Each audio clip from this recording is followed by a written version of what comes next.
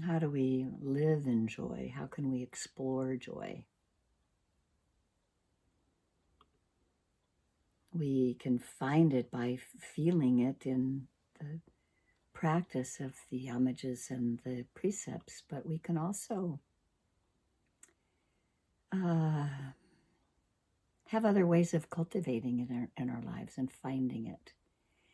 You know, one of the most important teachings of the Buddha around joyfulness is that joy is not dependent on having ideal or perfect conditions in our lives, but rather joyfulness is a quality that is inwardly born and generated, and it's possible at all moments. In the Dhammapada that I quoted from previously, it's one of the best loved early texts of the Buddha's teachings, and it means words of doctrine or the way of truth. And it's the handiest of books to have around for Buddhist teachings.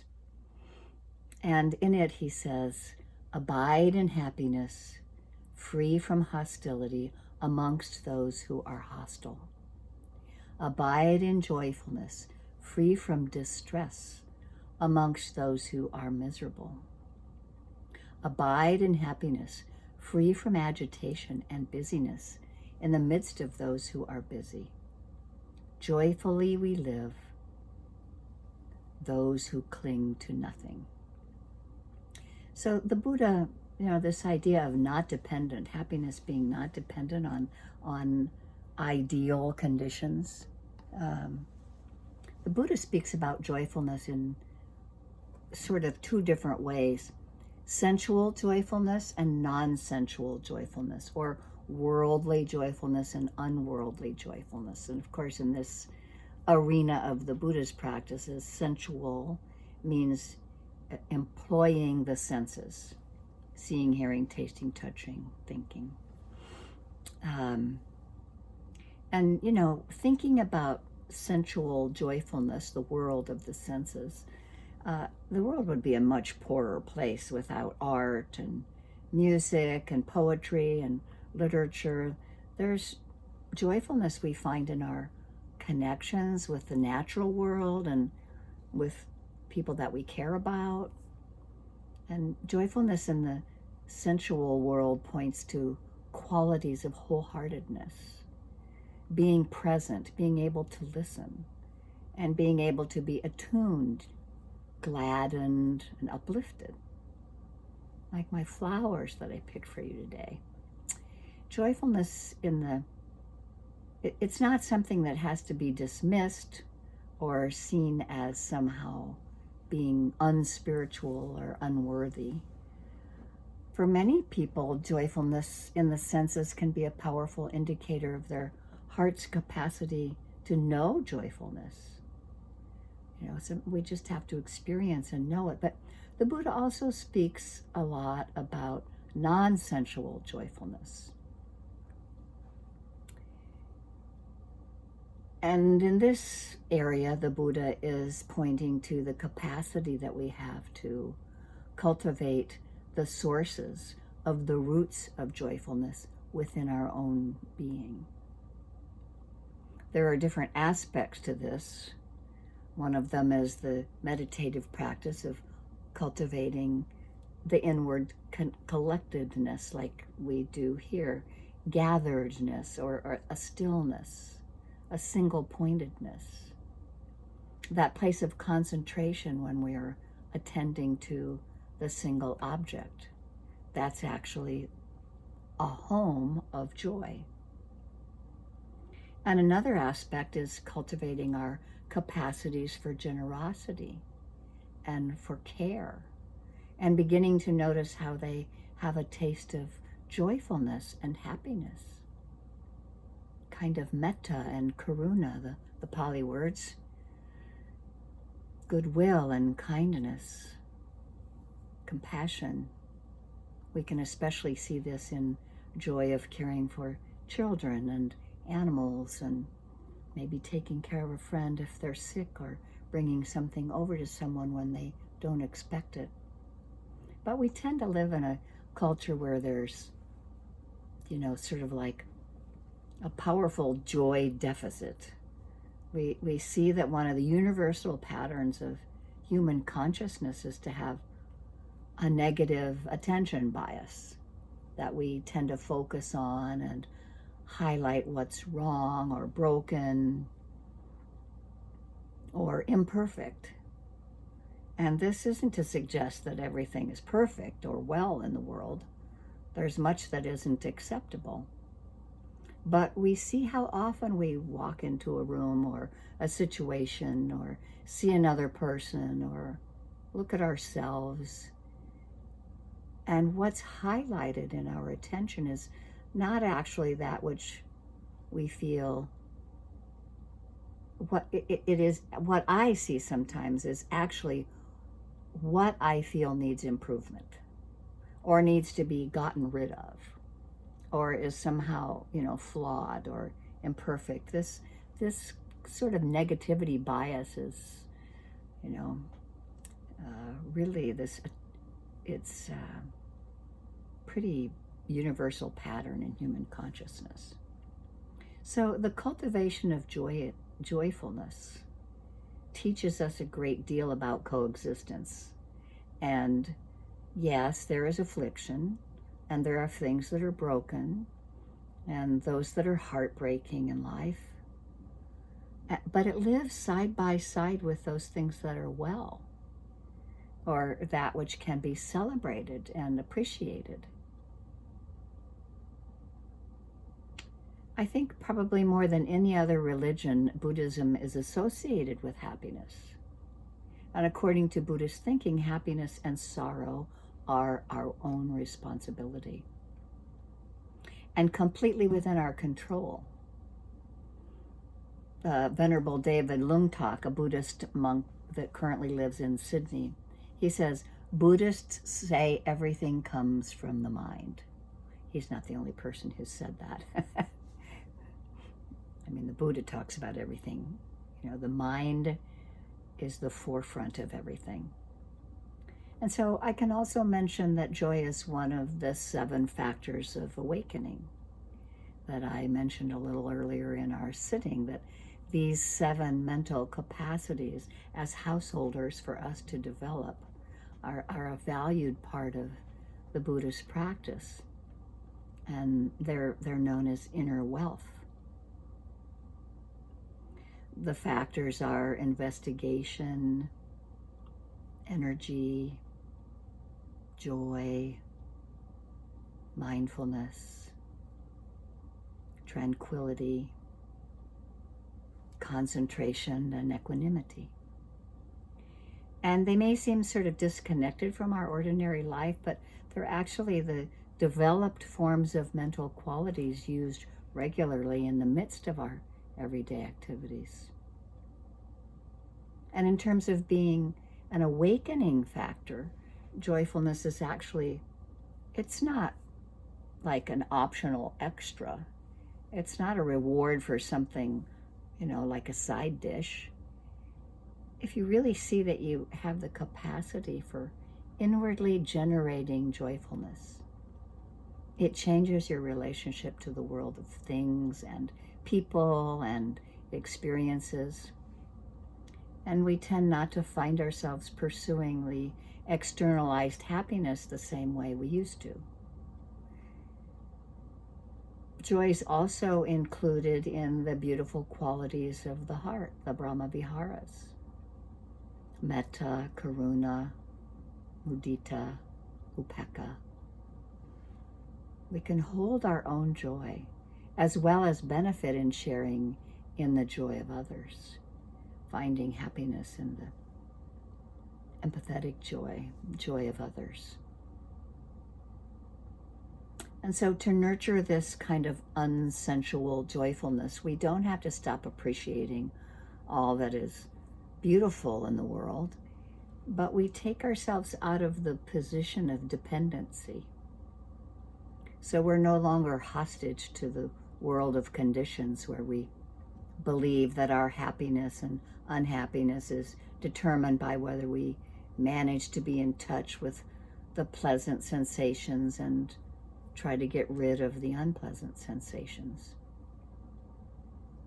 There's really enormous freedom in stepping out of this craving impulse and having confidence in our capacity to know that joy is not dependent upon the idealized conditions that we imagine.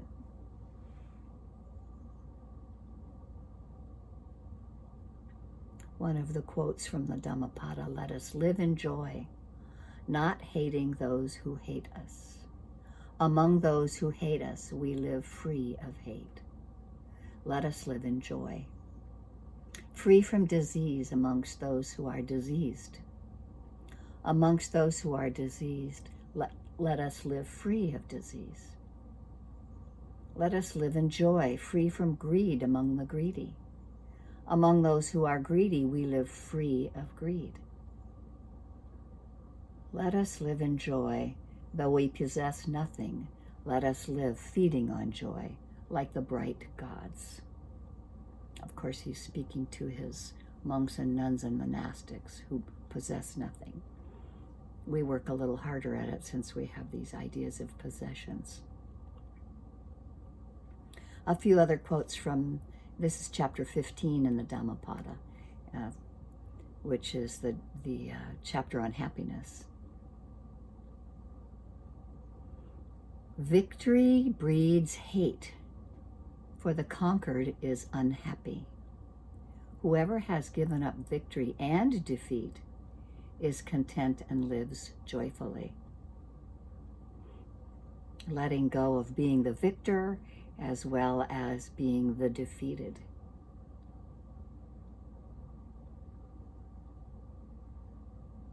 "Craving is the worst disease.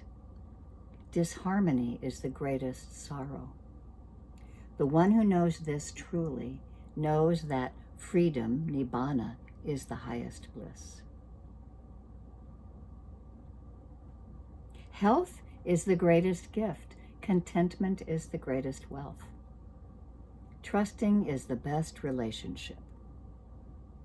Freedom is the highest joy.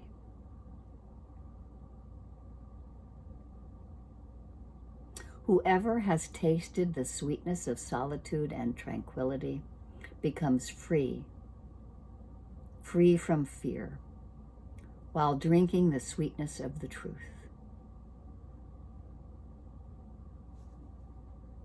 Here's one more. "Being with the wise, like meeting with beloved family, is joyful. Therefore, one should follow the wise, the intelligent, the learned, the patient, the dutiful, the noble. One should follow the good and the wise, as the moon follows the path of the stars."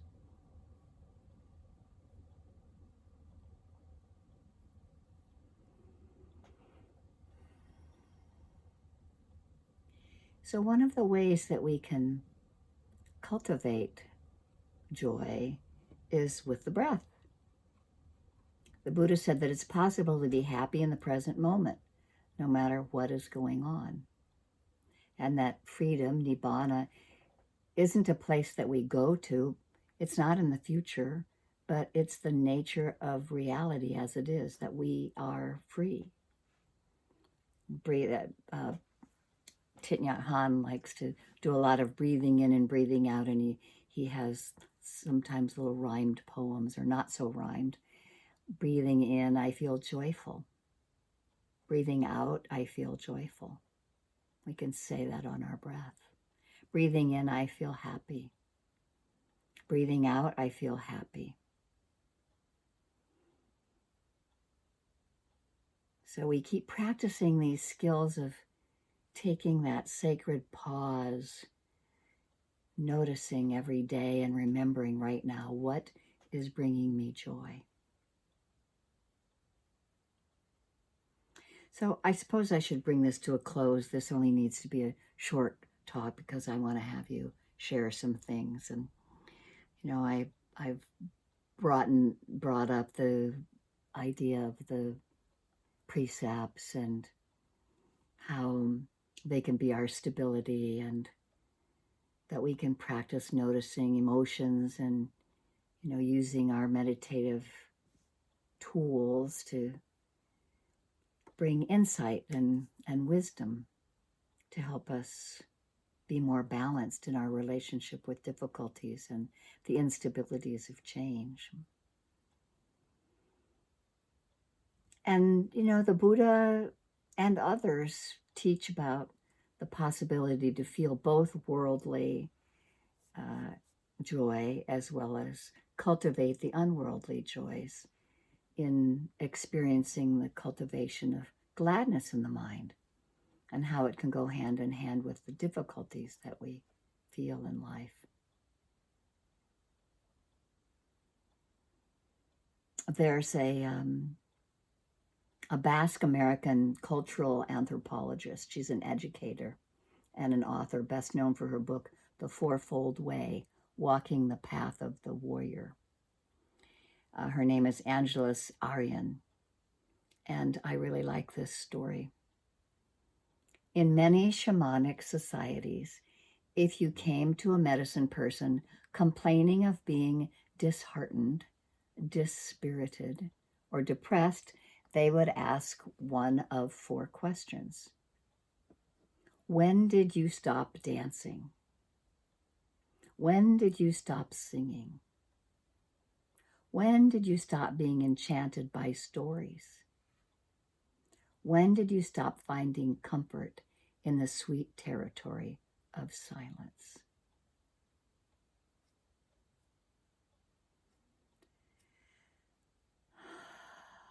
So let's take a few breaths in that sweet territory of silence.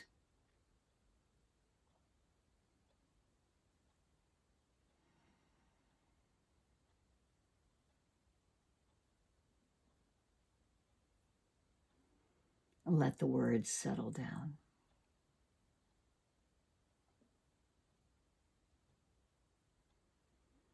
Breathing in, I feel joyful. Breathing out, I feel joyful. A small smile. We can be with what arises, whether it's difficult or pleasant.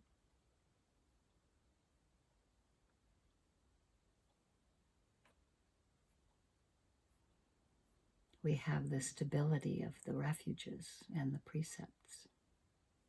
We have the support of community.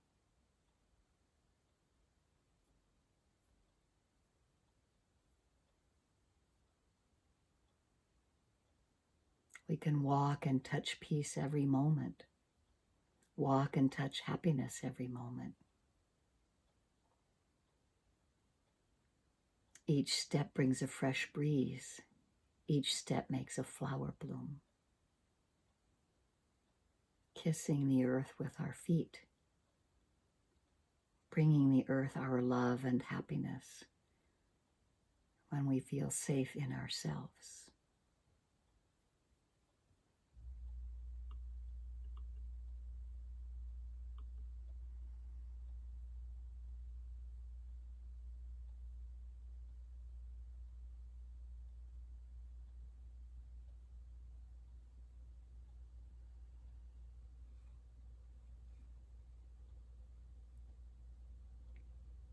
May this goodness of our practice be of benefit to ourselves and to all beings.